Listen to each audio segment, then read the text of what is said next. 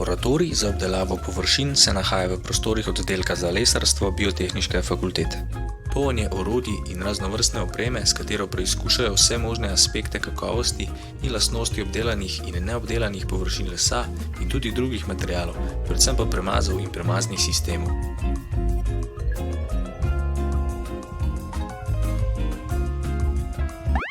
Kakšne pa sploh morajo biti lastnosti površine? Na podlagi česa se sploh odločimo? Kakšna bo ustrezna izbira premaznega sredstva? Kakšni bodo parametri nanosa? Kateri bodo načini nanašanja, ki jih bomo uporabili, ter načini utrjevanja? Kakšne bodo potem končne lastnosti utrjenih filmov premazov?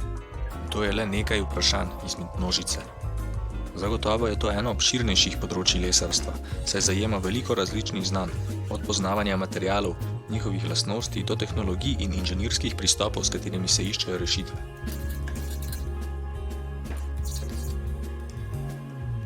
Tudi v zunanjih prostorih oddelka potekajo eksperimenti. Pri teh se ugotavlja odpornost na vremenske razmere in staranje.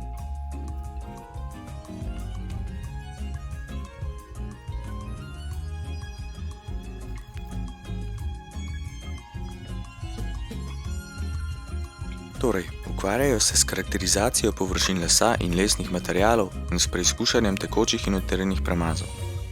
Ukvarjajo pa se tudi z raziskavami biopremazov in za zaščito lesa na prostem, saj nas na dolgi rok zanima tudi, koliko časa bo premaz držal in kako se obnaša, če je izpostavljen.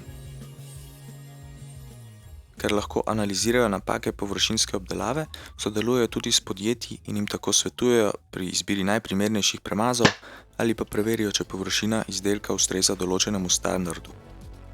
Razvijajo pa tudi nove naprave in postopke za obdelavo lesa in lesnih materialov s plazmo.